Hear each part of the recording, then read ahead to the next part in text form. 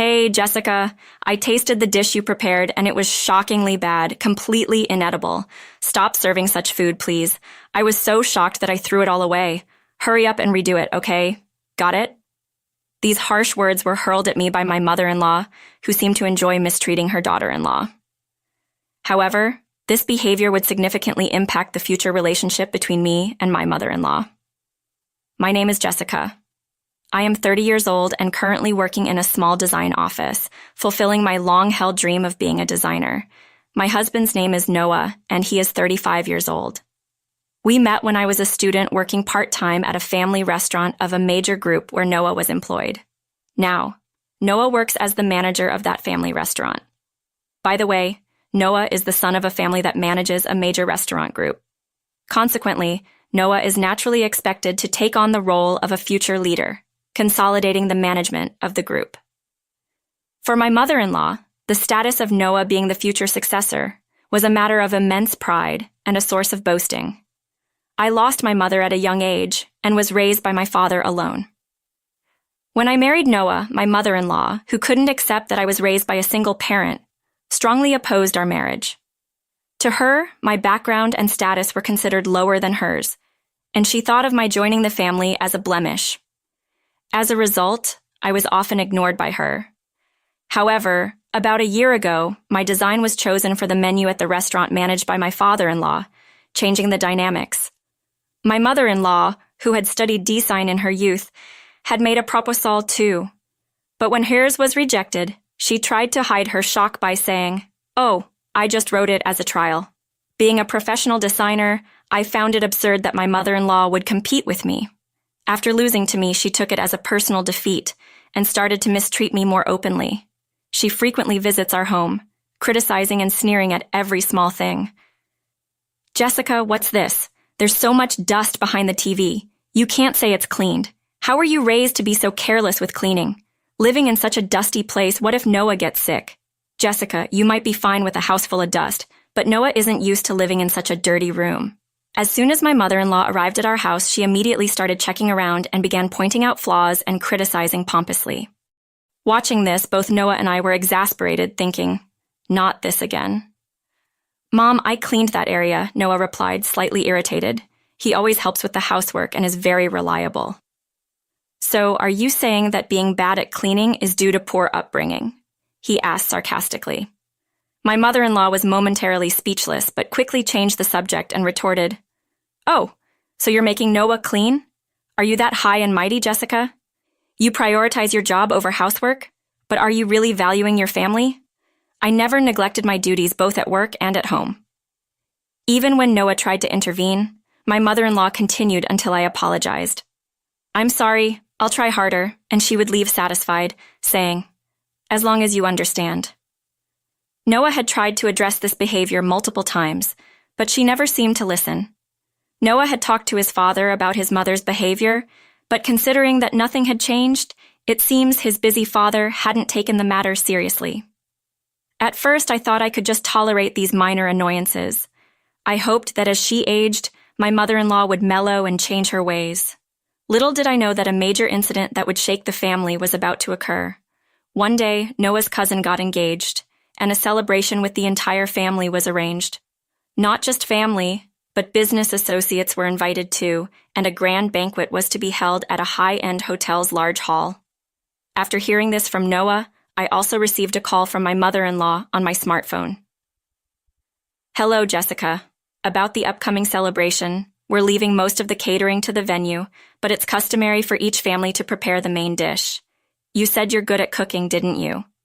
Her tone was a bit sarcastic, but it was true that I had mentioned being skilled in cooking since I had helped my father, who raised me alone from a young age. "I hope it's delicious because if not, you'll embarrass yourself in front of the relatives. Anyway, I'll leave the main dish to you." Before I could respond, she unilaterally concluded the conversation and hung up. I shrugged it off as usual, started adjusting my work schedule, and began planning the main dish for the celebration. Everything was going smoothly in preparation for the celebration. There was no interference from my mother-in-law, which was eerily quiet. On the day of the engagement party, my phone rang at 11:30 a.m. The celebration was scheduled to start at 1 p.m. I was honestly surprised to receive a call from my busy mother-in-law at that time.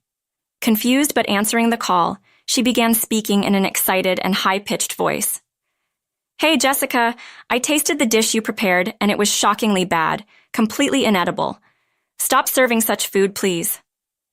I was so shocked that I threw it all away. "Hurry up and redo it, okay? Got it?" Stunned by her loud voice, I managed to respond calmly. "What? Sorry, Mother. I'm currently at the office working." "What? Work? What are you talking about? The party starts at 1. There's no time. Just remake it." Something seemed off. Confused and unable to grasp the situation, I wondered if she didn't know that I had switched my task. Also, what did she mean by saying she threw away the dish I made? When I was assigned French cuisine, I had come up with a menu. But soon after, I received an important design job. I consulted Noah about what to do and decided to switch my cooking responsibilities with the invitation mailing duty. This change was supposed to be communicated to my mother-in-law by the original person responsible for sending the invitations, so I hadn't worried about it. I hurriedly tried to explain the situation. "Please listen, Mother. Actually, I had to drop the cooking task due to a sudden work assignment. I'm planning to head there after finishing work today." "Today? What? I don't understand. You were in charge of French cuisine, weren't you?" "No, I switched responsibilities, so I didn't actually cook anything." "What? What are you going to do now? There's no time left before the party starts. It's your fault for not reporting properly. Fix this, or I'll tell everyone you threw away the dish." Knowing I wasn't responsible for the dish, my mother-in-law became extremely agitated. Confused by her rapid-fire accusations, I was at a loss. Thinking about the complexity and trouble, yet concerned about being wrongly accused in front of many people. I wondered how to handle the situation. However, knowing my mother-in-law, it was quite possible she would blame me and pretend ignorance. Reluctantly, I apologized to my office for leaving early and hurried to the venue. Unfortunately, I arrived at the station just as my train was about to leave and ended up reaching the venue just after 12 p.m. Noah, who had been informed in advance through Messenger about the situation, hurried over to me as soon as he saw me arrive. However, his expression conveyed the worst-case scenario. "Oh no, am I too late? Right now all the dishes brought by everyone are here, but there's a commotion because the French dish is missing. When I went to the kitchen, I found that all the French cuisine had been thrown away and was clogging the sink. Everyone's in an uproar about what happened." As I listened to Noah, I headed towards the kitchen. There, the tension was palpable, as if those present had stumbled upon a crime scene. My mother-in-law, cornered by the tense situation, found me and began to accuse me by name. "Ah, look, the culprit has finally shown up. Jessica. It was Jessica who threw away this dish. She wasn't even here, which is evidence enough." I managed to suppress the headache that started throbbing as soon as she accused me. So suddenly around us were Noah's aunts, their sons, the recently engaged cousin and his fiancée Christina, along with many other relatives. Having been told by my mother-in-law that I was the culprit, their condemning gazes turned to me. But I decided to calmly present the facts. "Actually, I did not throw away this dish. That's a complete misunderstanding." However, my mother-in-law immediately retorted, "Don't play dumb. Don't lie to do such a thing at a celebration. Such ungrateful and senseless behavior is a disgrace to this family. I was at work this morning, so I have just arrived here." The people around us, upon hearing my story, began to murmur in surprise. "What? She just got here? Then who—" I hurried over to this venue after receiving a call from my mother-in-law. "I missed the train and was delayed in arriving. I apologize." "What, Jessica? What are you suddenly saying?" "But you told me on the phone that you had thrown away all the French cuisine." "My goodness, what are you saying?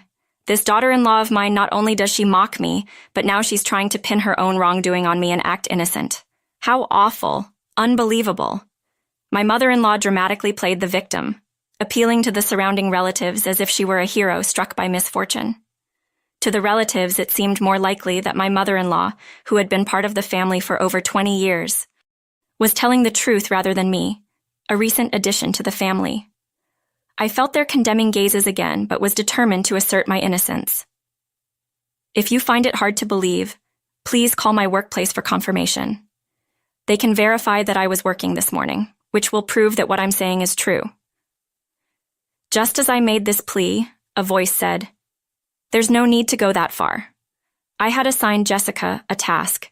She graciously accepted the urgent work, and I'm truly grateful for her help. The voice belonged to my father-in-law. Behind him stood Noah with a relieved expression. Noah had asked his father to help reveal the truth. I was relieved to see my father-in-law there, as I thought he might be too busy to assist. The reliability of the family's future head was evident. The relatives who had been accusing me now looked flustered, and their suspicious gazes turned towards my mother-in-law. "So, Jessica, what exactly did my wife say on the phone earlier?" "Yes, she called to say she had tasted the French cuisine, found it very unpleasant, and said it was too embarrassing to serve. So she threw it all away. Then she told me to remake it before the time of the event." A murmur spread among the relatives upon hearing my testimony. Suddenly, a woman burst into tears amidst the crowd. The crying woman was Christina, the cousin's fiancée. "I admit I'm better at Asian cuisine, but I tried my best with the French dish too. I thought I had made it as delicious as the Asian one." Tearfully, she leaned on her fiancé. Christina, the cousin's fiancée, was the one who had switched duties with me. Although she was the main character of this celebration, she had confided her plan to surprise everyone with her cooking and asked me to keep it a secret from the relatives. But unexpectedly, even my mother-in-law was kept in the dark about the secret. Moreover, Christina was a professional chef at the French restaurant run by Noah's father. "Hey, Mom, you're saying Christina's cooking is bad? Christina is a chef I hired. Are you implying my taste is off too?" "What? No, that's not what I meant. I didn't mean it like that." My mother-in-law frantically tried to defend herself, but it was too late. Christina's culinary skills, recognized and respected by my father-in-law, were beyond doubt. "Always criticizing your daughter-in-law, maybe your taste has dulled. Perhaps you can't recognize real flavor anymore." His words, heavy with irony, echoed throughout the venue. My mother-in-law, in a desperate attempt to seek forgiveness, clung to my father-in-law and apologized profusely.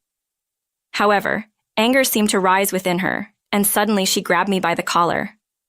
"Listen, I thought it was your cooking, so I threw it away.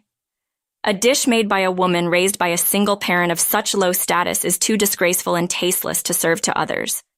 I threw it away out of kindness. If I had known someone else made it, I wouldn't have thrown it away. It's all your fault. Fault. You planned this, didn't you? To embarrass me in front of our relatives. How much more will you mock me? Just stop it." I was shocked and disgusted by her yelling and the spit flying from her mouth. But then Noah's grandmother raised her voice. "Wait a minute. You know I'm a divorcee, right? You say being from a single parent is disgraceful. I heard that your late mother also lost her mother when she was young. By your logic, there are quite a few disgraceful people in this family, aren't there?" Her cold gaze pierced my mother-in-law.